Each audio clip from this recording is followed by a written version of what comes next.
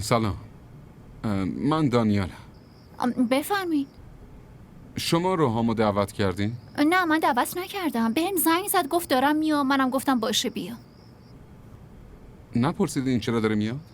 چرا؟ برای چی باید بپرسم؟ شما هم اومده بودین. مگه پرسیدم برای چی دارین میایین؟ نه منظوری نداشتم. فقط نگرانش بودم همین. حرفای جدیدی میزنه. به هر حال ببینید. بله. چه حرفای جدیدی میزنه؟ یعنی خب خیلی دقیق نمیتونم بگم. نگران نباشید. من معلم اونم، نه اون معلم من. مراقبشم.